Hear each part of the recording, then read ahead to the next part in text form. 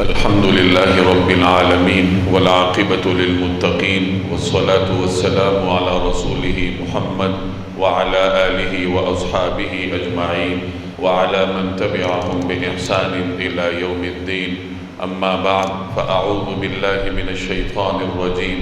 بسم الله الرحمن الرحيم. لقد من الله على المؤمنين إذ بعث فيهم رسولا من أنفسهم يتلو عليهم آياته ويزكيهم ويعلمهم الكتاب والحكمة وإن كانوا من قبل لفي ضلال مبين. صدق اللہ العظیم. بزرگان محترم اور میرے عزیز دوستوں اور بھائیوں، اس آیت میں اللہ تبارک و تعالی نے جناب رسول اللہ صلی اللہ علیہ وسلم کی بعثت کے، آپ صلی اللہ علیہ وسلم کی تشریف آوری کے 4 مقاصد بیان فرمائے ہیں. پہلا مقصد تلاوت آیات ہے، دوسرا مقصد تعلیم کتاب ہے، تیسرا مقصد تزکیہ ہے، چوتھا مقصد تعلیم حکمت ہے. ان 4 مقاصد میں سے 3 مقاصد پر گزشتہ مجالس میں گفتگو ہو چکی ہے. ایک مقصد تعلیم کتاب، اس حوالے سے کچھ گزارشات آج عرض کیے دیتا ہوں. نبی کریم صلی اللہ علیہ وسلم کی تشریف آوری کے اہم مقاصد میں سے ایک مقصد تعلیم کتاب ہے کہ آپ صلی اللہ علیہ وسلم نے اپنے اوپر نازل ہونے والی وحی کی تعلیم دوسروں کو دینی ہے. یہاں یہ سمجھ لیجئے کہ تلاوت آیات الگ مقصد ہے اور تعلیم آیات الگ مقصد ہے. تلاوت آیات کا مطلب آیات پڑھ کر سنانا، آیات کی تلاوت کرنا. اس ہدایت کے مطابق جناب رسول اللہ صلی اللہ علیہ وسلم لوگوں کو قرآن کریم کی آیات پڑھ کر سنایا کرتے تھے، اور آپ علیہ السلام کی تبلیغ کے اسالیب میں سے، تبلیغ کے طریقہ کار میں سے اہم طریقہ لوگوں کو قرآن سنانا تھا. کہ جب کوئی نیا آدمی آپ کے پاس آتا، نبی کریم صلی اللہ علیہ وسلم اسے قرآن کریم کی تلاوت کر کے سناتے. اب اللہ کا کلام ہو، اللہ کے حبیب کا لب و لہجہ اور انداز ہو تو اندازہ لگا لیجئے کہ اس کے اندر اللہ نے کتنا اثر رکھا ہوگا. تو تلاوت آیات ایک مستقل مقصد ہے جس پر ہم گزشتہ کسی مجلس میں بات کر چکے ہیں. تعلیم کتاب الگ مقصد ہے. تعلیم کتاب کے تحت آپ صلی اللہ علیہ وسلم لوگوں کو قرآن کریم کی آیات کی تعلیم دیتے تھے کہ اس کو پڑھنا کیسے ہے، اس کا مفہوم کیا ہے، عمل کا طریقہ کار کیا ہے. اگرچہ قرآن کریم اللہ نے قریش کی زبان میں نازل کیا تھا، ہماری طرح انہیں قرآن کریم کا ترجمہ پڑھنے کی ضرورت نہیں تھی، وہ ان کی زبان میں نازل ہوا تھا. لیکن پھر بھی قرآن کریم کا مفہوم سمجھنے کے لیے جناب رسول اللہ صلی اللہ علیہ وسلم انہیں تعلیم دیا کرتے تھے کہ اللہ تبارک و تعالیٰ کی اس کلام کا، اس آیت کا مفہوم کیا ہے، اس کا مقصد کیا ہے. مکہ مکرمہ میں قرآن کریم کی تعلیم کے کچھ اہم مراکز تھے. پہلی بات تو یہ ہے کہ آپ صلی اللہ علیہ وسلم جہاں تشریف فرما ہوتے وہ قرآن کریم کی تعلیم کا مرکز ہوتا. نبی کریم صلی اللہ علیہ وسلم بنفس نفیس لوگوں کو قرآن کریم کی تعلیم دیتے تھے، قرآن کریم پڑھنا سکھاتے تھے، قرآن کریم کا مفہوم سکھاتے تھے. تو جہاں آپ تشریف فرما ہوتے وہ قرآن کریم کی درسگاہ بن جایا کرتی تھی. آپ علیہ السلام گھر میں تشریف فرما ہوتے، راستوں میں ہوتے، کہیں چلتے پھرتے، حرم میں تشریف فرما ہوتے. یہاں تک کہ جب قریش نے بنو ہاشم کا بائیکاٹ کیا اور پورے قبیلے بنو ہاشم اور مسلمانوں کو شیب ابی طالب میں ایک گھاٹی میں محصور ہونا پڑا، تو وہاں بھی قرآن کریم کی ایک درسگاہ بن گئی. نبی کریم صلی اللہ علیہ وسلم وہاں قیام پذیر تھے تو وہاں لوگوں کو قرآن کریم پڑھ کر سناتے تھے، قرآن کریم کی تعلیم دیتے تھے. تو جہاں آپ تشریف فرما ہوتے تو وہ قرآن کریم کی درسگاہ بن جاتی، وہاں تعلیم کتاب کا عمل شروع ہو جایا کرتا. لیکن کچھ اہم مراکز تھے جن کا ذکر سیرت کی کتابوں میں ملتا ہے. جیسے سیدنا ابو بکر صدیق رضی اللہ تعالی عنہ کا گھر تھا. حضرت ابوبکر صدیق نے اپنے گھر کی صحن کو مسجد کا درجہ دے رکھا تھا، وہ ان کا مصلی تھا، وہاں وہ رات کو کھڑے ہوتے، نوافل پڑھتے، نوافل میں قرآن کریم جتنا اس وقت تک نازل ہوا تھا اس کی تلاوت فرمایا کرتے تھے۔ حضرت ابوبکر صدیق بہت نرم دل کے مالک تھے، جب قرآن پڑھتے تھے تو روتے تھے، اور جب وہ روتے ہوئے قرآن کریم کی تلاوت کرتے تھے تو جو سننے والے آئے ہوتے تھے ان کے دل پر بھی اثر ہوتا تھا۔ تو حضرت ابوبکر صدیق کا گھر یہ تعلیم کتاب کا ایک مرکز تھا مکہ مکرمہ میں، ہجرت سے پہلے اسلام کے اوائل دور کی بات کر رہا ہوں۔ دوسرے نمبر پر حضرت عمر کی بہن حضرت فاطمہ بنت خطاب رضی اللہ تعالی عنہ کا گھر تھا، جہاں نبی کریم صلی اللہ علیہ وسلم نے حضرت خباب بن ارت رضی اللہ تعالی عنہ کو مقرر کیا تھا۔ حضرت عمر فرماتے ہیں کہ حضور صلی اللہ علیہ وسلم نے 2 صحابہ کرام کا کھانا میری بہن کے گھر میں مقرر کیا تھا۔ ان کی ذمہ داری تھی کہ یہ 2 صحابہ کو آپ نے کھانا کھلانا ہے، اور ان 2 صحابہ کی ذمہ داری تھی کہ انہیں قرآن کریم سکھانا ہے۔ ایک حضرت خباب بن ارت تھے، اور دوسرے کے بارے میں حضرت عمر فرماتے ہیں کہ مجھے ان کا نام یاد نہیں رہا۔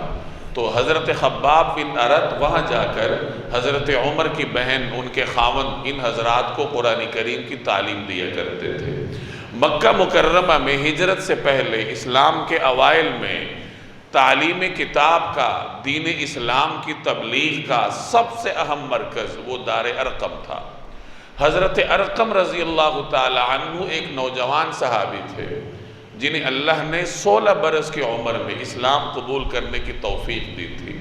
ان کا تعلق قبیلہ بنو مخزوم سے تھا، اور آپ جانتے ہیں کہ قبیلہ بنو مخزوم کا سربراہ ابو جہل تھا، یعنی جس قبیلے کا سربراہ اسلام کا شدید دشمن تھا، جس قبیلے کے بڑوں نے اسلام کی دعوت کا راستہ روکنے کے لیے ہر ممکن طریقہ آزمایا، اسی قبیلے کے ایک نوجوان کو اللہ تبارک و تعالی نے کھڑا کیا اور اس نے اپنا گھر اسلام کی تبلیغ کے لیے وقف کیا۔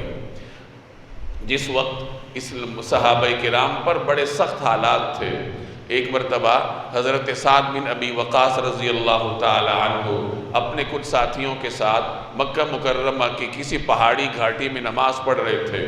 اس زمانے میں مسلمان چھپ کر نمازیں پڑھتے تھے، تو وہاں کوئی مشرک نکل آیا، کچھ مشرکین آ گئے، انہوں نے استہزائیہ کلمات کہے، صحابہ کرام کو کچھ برا بھلا کہا۔ حضرت سعد بن ابی وقاص یہ تو بڑے جری شخصیت تھی، تو وہاں ایک اونٹ کی ہڈی رکھی ہوئی تھی، حضرت سعد بن ابی وقاص نے وہی ہڈی کھینچ کر اس مشرک کو ماری، وہ اس کے سر کو جا کر لگی، اس کا سر پھٹ گیا۔ یہ پہلا خون تھا جو اسلام کے اس شیر نے، حضرت سعد بن ابی وقاص نے کسی مشرک کا بہایا۔ ان حالات میں پھر کسی ایسی جگہ کی ضرورت تھی جہاں صحابہ کرام کو جمع کیا جائے اور مشرکین کی نگاہوں سے چھپ کر جناب رسول اللہ صلی اللہ علیہ وسلم انہیں دین کی تعلیم دیں۔ اس زمانے میں ٹکراؤ کی فضا قائم کرنا یہ حکمت کے خلاف تھا، جیسے گزشتہ جمعہ میں تفصیل سے عرض کر چکا ہوں۔ تو کوئی ایسا ٹھکانہ درکار تھا جہاں مشرکین کی نگاہوں سے الگ تھلگ رہ کر مسلمانوں کی تعلیم کا انتظام کیا جائے، انہیں قرآن کریم کی تعلیم دی جائے، قرآن کریم کا مفہوم سکھایا جائے، دین کی دعوت کا مرکز کسی جگہ کو بنایا جائے۔ اب ایسے کسی ٹھکانے کی ضرورت تھی۔ تو جیسے میں نے عرض کیا کہ حضرت ارقم یہ نوجوان تھے، 16 برس کی عمر تھی، حضرت ابوبکر صدیق رضی اللہ تعالی عنہ کی دعوت سے مسلمان ہوئے۔ ان کا ایک حویلی نما مکان تھا جو بیت اللہ کے جنوب میں کوہ صفا کے درمیان تھا۔ کوہ صفا یہ مکہ کے بازاروں سے ہٹ کر ایک پہاڑ تھا، اور اس پہاڑی کا دامن یہ نسبتاً محفوظ جگہ تھی، بلندی پر بھی تھی، یہاں زیادہ لوگوں کا آنا جانا نہیں ہوتا تھا، کیونکہ قریش کی مجالس یا حرم میں لگتی تھیں یا پھر باہر بازاروں میں ہوتے تھے۔ تو یہ ایک محفوظ مقام تھا ہر اعتبار سے کہ یہاں اگر کچھ لوگ رہیں تو ایک تو لوگوں سے بچ کر رہ سکتے تھے، پھر چونکہ بلندی پر تھا تو نیچے نگاہ رکھی جا سکتی تھی، کسی آنے جانے والے سے پیشگی وہ واقف ہو سکتے تھے کہ کوئی آ رہا ہے یا کوئی جا رہا ہے۔ تو یہ ایک محفوظ حویلی تھی۔ حضرت ارقم رضی اللہ تعالی عنہ نے ان حالات میں اپنے اس مکان کو نبی کریم صلی اللہ علیہ وسلم کی خدمت کے لیے وقف کر دیا۔ ایک باقاعدہ تحریر کا وجود بھی حدیث کی بعض کتابوں میں ہے کہ انہوں نے باقاعدہ ایک تحریر لکھی اور اس پر گواہ بھی بنایا کہ یہ مکان اب اسلام کی خدمت کے لیے جناب رسول اللہ صلی اللہ علیہ وسلم کی خدمت میں وقف ہے، اور یہ گویا اسلام کی خدمت کے لیے میں پیش کرتا ہوں۔ جناب نبی کریم صلی اللہ علیہ وسلم اپنے صحابہ کرام کے ساتھ پھر یہاں حضرت ارقم کے گھر میں تشریف فرما ہوئے۔ بعض روایات میں 40 صحابہ کا ذکر ہے کہ 40 صحابہ کے ساتھ نبی کریم صلی اللہ علیہ وسلم یہاں مقیم تھے۔ اب جب 40 لوگ کسی جگہ رہیں گے تو وہ کوئی تنگ مکان تو ہوگا نہیں، اس لیے سیرت نگار کہتے ہیں کہ یہ باقاعدہ ایک حویلی تھی، ایک محل نما شاندار مکان تھا جو حضرت ارقم رضی اللہ تعالی عنہ نے اسلام کی خدمت کے لیے وقف کیا، اور یہاں نبی کریم صلی اللہ علیہ وسلم تشریف فرما ہوئے۔ اسی جگہ پر آپ علیہ السلام نے صحابہ سے مخاطب ہو کر انہیں ہجرت حبشہ کی اجازت دی، تو کچھ صحابہ حبشہ چلے گئے اور جو باقی تھے وہ اسی جگہ پر نبی کریم صلی اللہ علیہ وسلم کی خدمت میں حاضر ہوتے۔ آپ کی یہاں مجالس ہوتی، قرآن کریم کی تعلیم ہوتی، تو گویا دین اسلام میں اولین باقاعدہ درسگاہ وہ حضرت ارقم رضی اللہ تعالی عنہ کا گھر ہے۔ یہاں میں پھر اپنی بات دہراتا ہوں کہ بنو مخزوم قبیلے کا سربراہ ابو جہل تھا، اور ابو جہل کو اس امت کا فرعون کہا گیا ہے، جس نے دین اسلام کے راستے میں ہر ممکن طریقے سے رکاوٹ کھڑی کی۔ اللہ نے اسی ابو جہل کی برادری میں، اسی کے خاندان میں ایک نوجوان کو کھڑا کیا جس نے دین اسلام کی دعوت کے فروغ کے لیے اپنا گھر وقف کر دیا۔ تو یہ اللہ تبارک و تعالیٰ کی قدرت ہے کہ وہ دین کی خدمت کے لیے کس کا اور کہاں پر کسی کا انتخاب کرتا ہے۔ تو نبی کریم صلی اللہ علیہ وسلم نے حضرت ارقم کے اس مکان کو تعلیم کتاب کا مرکز بنایا، اور آپ علیہ السلام کی جو ایک بنیادی ذمہ داری تھی تعلیم کتاب، جس کا ذکر قرآن کریم میں بھی ہے، تو اللہ کا یہ حکم حضرت ارقم کے گھر میں پورا کیا جانے لگا۔ یہ مکہ مکرمہ کے اہم مراکز تھے جہاں قرآن کریم کی تعلیم ہوتی تھی، تعلیم کتاب کے مراکز تھے، یا آپ ان کو اسلام کی اولین درسگاہیں، مکاتب یا مدارس بھی کہہ سکتے ہیں۔ اب بات آئی مدینہ طیبہ کی۔ مدینہ طیبہ اسلام کا مرکز تھا حضور صلی اللہ علیہ وسلم کی ہجرت کے بعد، لیکن ہجرت سے پہلے ہی وہاں قرآن کریم کی تعلیم کتاب کے کئی مراکز بن چکے تھے۔ ایک مسجد ہے مسجد بنو زریق، یہ ایک صحابی تھے جو قبیلے بنو زریق کے اہم فرد تھے۔ یہ نبی کریم صلی اللہ علیہ وسلم کے دست اقدس پر اس زمانے میں مسلمان ہوئے جب مدینہ والے، اس وقت اہل یثرب کہلاتے تھے، جب اہل یثرب نے عقبہ کے مقام پر حاضر ہو کر نبی کریم صلی اللہ علیہ وسلم کے دست اقدس پر اسلام قبول کیا، تو اس وقت یہ صحابی بھی حاضر ہوئے، ہجرت سے پہلے مسلمان ہوئے، اور پچھلے 10 سالوں میں جتنا قرآن کریم نازل ہوا تھا نبی کریم صلی اللہ علیہ وسلم نے وہ قرآن کریم انہیں وہاں یاد کروایا، انہوں نے باقاعدہ وہاں حفظ کیا۔ 10 سالوں میں جتنا قرآن نازل ہوا تھا انہوں نے وہاں حفظ کر لیا۔ اب چلے گئے اپنے علاقے میں، ان کے گھر کے باہر ایک چبوترا تھا، انہوں نے اپنے چبوترے کو قرآن کریم کی تعلیم کا مرکز بنایا۔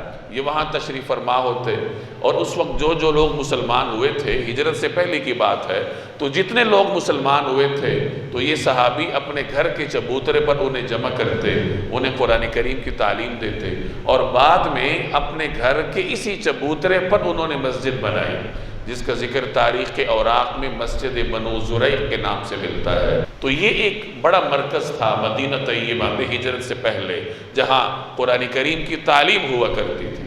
اسی طریقے سے ایک مرکز قباء میں تھا، وہاں قرآن کریم کی تعلیم ہوتی تھی، اور جب آپ صلی اللہ علیہ وسلم ہجرت کر کے تشریف لائے تو آپ نے پہلا قیام قباء ہی میں فرمایا۔ یہاں ایک صحابی تھے حضرت ابو خیثمہ رضی اللہ تعالی عنہ، ان کی شادی نہیں ہوئی تھی اور ان کا بڑا گھر تھا، تو انہوں نے اپنا گھر ان صحابہ کے لیے وقف کیا تھا جو مکہ سے مدینہ ہجرت کر رہے تھے، وہ یہاں قیام کرتے تھے، یہاں قرآن کریم کی تعلیم سیکھتے تھے۔ حضرت سالم رضی اللہ تعالی عنہ جو قرآن کریم پڑھنے میں اپنا ایک منفرد مقام رکھتے تھے، وہ یہاں لوگوں کو قرآن کریم کی تعلیم بھی دیتے تھے، ان کو نماز بھی پڑھاتے تھے۔ اسی طریقے سے ہجرت سے پہلے مدینہ طیبہ میں تعلیم کتاب کا ایک اہم مرکز حضرت اسعد بن زرارہ رضی اللہ تعالی عنہ کا گھر تھا۔ نبی کریم صلی اللہ علیہ وسلم نے ہجرت سے پہلے ہی اپنے ایک صحابی حضرت مصعب بن عمیر کو مدینہ روانہ کیا تھا کہ وہ وہاں جا کر لوگوں کو قرآن کریم سکھائیں۔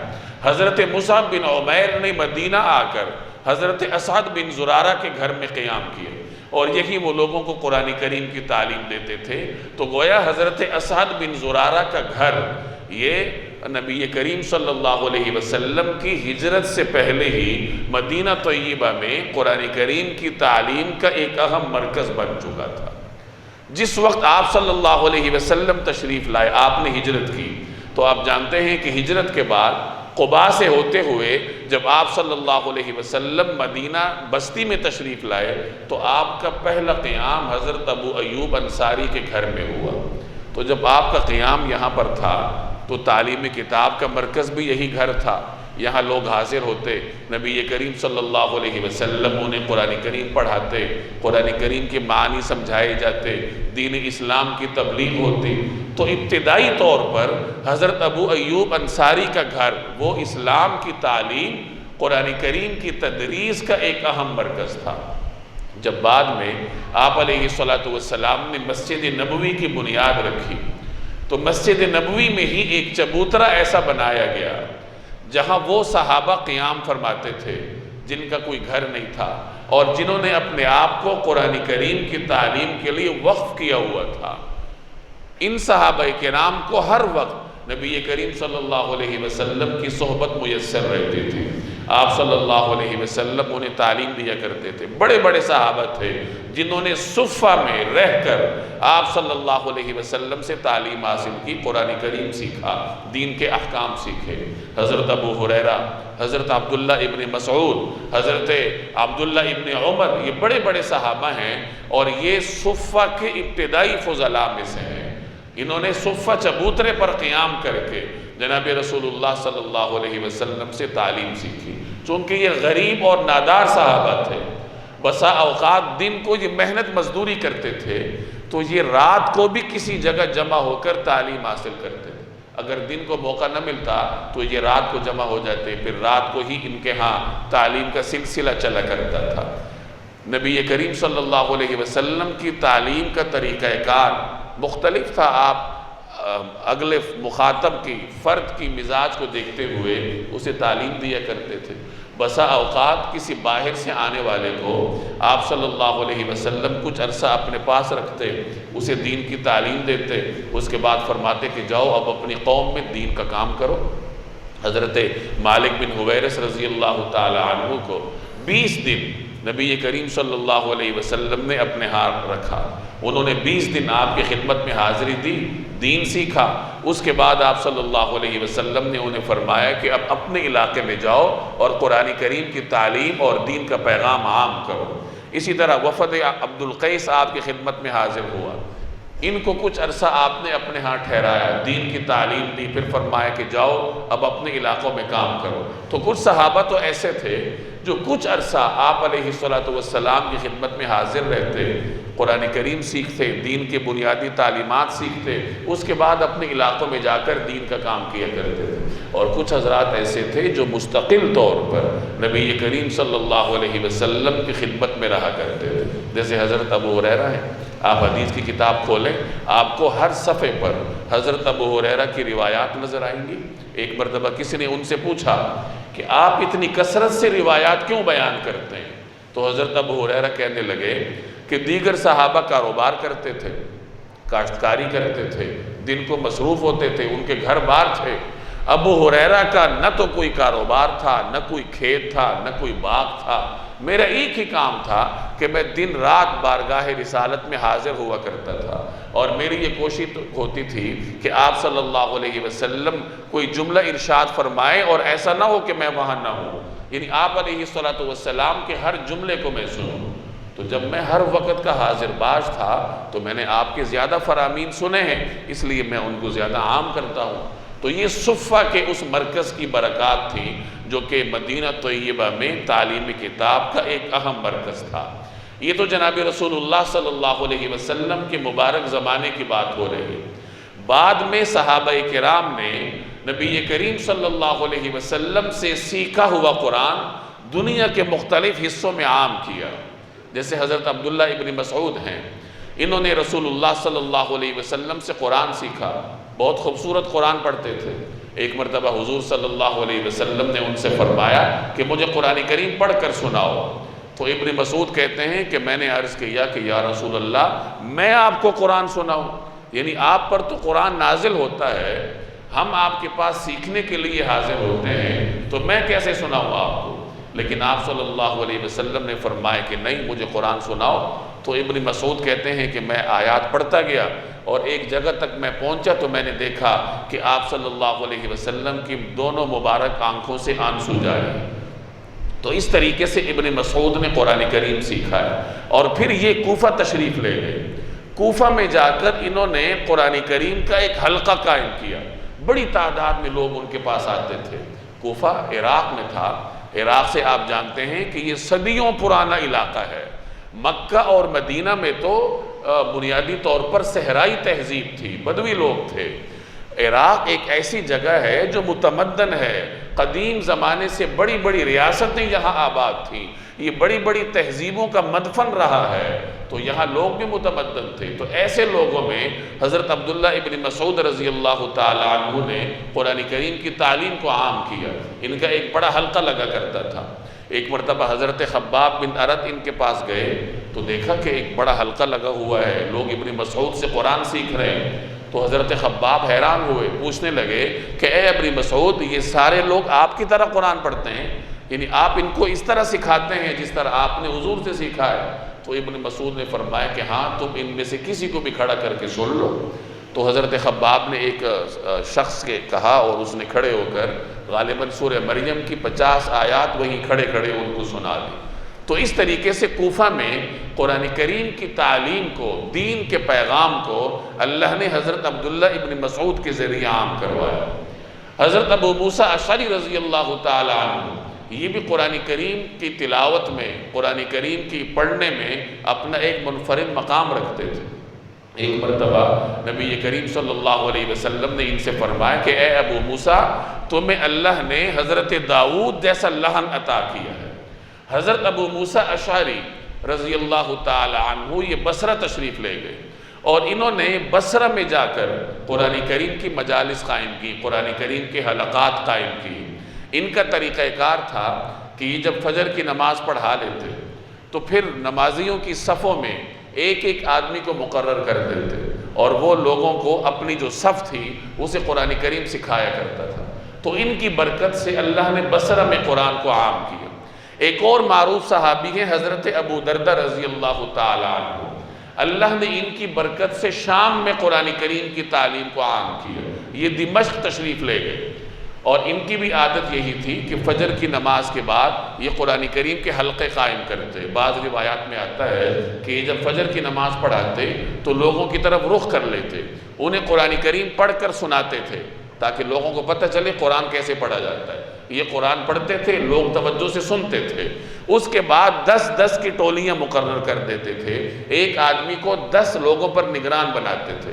تو اس طریقے سے قرآن کریم کی تعلیم عام ہوتی تھی۔ ہزاروں لوگ ان کی مجلس میں بیٹھے ہوتے تھے۔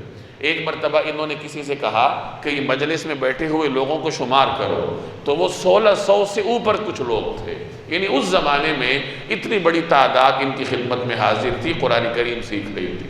تو یہ وہ مقصد ہے بعثت کا، تعلیم کتاب، جو نبی کریم صلی اللہ علیہ وسلم نے اللہ کی ہدایت کے مطابق قرآن کریم کی تعلیم صحابہ کو دی، اور پھر آپ کے صحابہ نے پوری دنیا میں قرآن کریم کی تعلیم کو عام کی۔ تو یہ جناب رسول اللہ صلی اللہ علیہ وسلم کی تشریف آوری کے مقاصد ہیں۔ ہم نام کے مسلمان ہیں لیکن نہ ہم تلاوت کرتے ہیں اور نہ ہم قرآن کریم کی تعلیم حاصل کرتے ہیں۔ تلاوت الگ چیز ہے، تعلیم کتاب الگ ہے۔ بسا اوقات ایک آیت کی تعلیم پر اللہ وہ اجر دیتا ہے جو بڑے بڑے اعمال پر نہیں دیتا۔ ایک مرتبہ نبی کریم صلی اللہ علیہ وسلم نے کسی صحابے سے مخاطب ہو کے فرمایا کہ تم صبح کے وقت ایک آیت کی تعلیم حاصل کر لو تو یہ تمہارے لیے 100 رکعات پڑھنے سے زیادہ افضل ہے۔ لوگوں کو نوافل پڑھنے میں مزہ آتا ہے لیکن قرآن غلط پڑھتے ہیں۔ تو اب ہمارا اولین فرض یہ ہے کہ ہم سب سے پہلے قرآن کریم سیکھیں کہ قرآن کریم پڑھا کیسے جاتا ہے۔ قرآن کریم پنجابی یا پشتو میں نازل نہیں ہوا، عربی میں نازل ہوا ہے۔ اسے عرب لب و لہجے میں پڑھا جاتا ہے اس طریقے سے جیسے نبی کریم صلی اللہ علیہ وسلم نے صحابہ کو سکھایا۔ تو سب سے پہلے ایک مسلمان کا بنیادی فرض ہے کہ وہ قرآن کریم کی تعلیم حاصل کرے۔ تعلیم حاصل کرنے کے بعد قرآن کریم کی تلاوت کرے، تلاوت کو اپنی عادت بنائے۔ ہم میں سے کتنے لوگ ہیں جو روزانہ تلاوت کرتے ہیں؟ بہت کم لوگ ہوں گے، ورنہ قرآن کریم کی تلاوت ہمارے معمول کا حصہ ہی نہیں ہے۔ عام لوگوں کی تو کیا کہنا، حفاظ بھی قرآن کریم کی تلاوت کی عادت نہیں رکھتے۔ تو بہرحال پہلے قرآن کریم پڑھنا سیکھنا چاہیے، پھر اس کی تلاوت کی عادت بنانی چاہیے، پھر اس کے مفہوم کو سمجھ کر اس پر عمل کرنا چاہیے، اور آخر میں پھر بنیادی ذمہ داری یہ ہے کہ پھر اس کو عام کیا جائے، دوسروں تک پیغام پہنچایا جائے۔ جیسے نبی کریم صلی اللہ علیہ وسلم نے امت کو وصیت کی ہے، بلغوا عنی ولو کان آیہ، کہ مجھ سے سن کر آگے پہنچاؤ چاہے ایک آیت ہی کیوں نہ ہو۔ ہم میں سے کتنے لوگوں نے اس حکم پر عمل کیا؟ ہمیں خود پڑھنا نہیں آتا تو دوسروں کو کیا سکھائیں گے؟ تو بہرحال جب تک اللہ نے زندگی دے رکھی ہے، موت کا تو کوئی پتہ نہیں چلتا کہ کس وقت آئے۔ تو کہیں ایسا نہ ہو کہ موت ایسے وقت میں آئے کہ ہمیں قرآن پڑھنا ہی نہ آتا ہو، قرآن ہم نے سیکھا ہی نہ ہو۔ تو جب تک زندگی کی مہلت باقی ہے، سانس کی ڈور چل رہی ہے، تو کوشش کرنی چاہیے کہ قرآن کریم کی تعلیم حاصل کی جائے، اس کی تلاوت کا معمول بنایا جائے، اور پھر اس کو آگے دوسروں تک پہنچایا جائے۔ اللہ تبارک و تعالی عمل کی توفیق دے۔ وما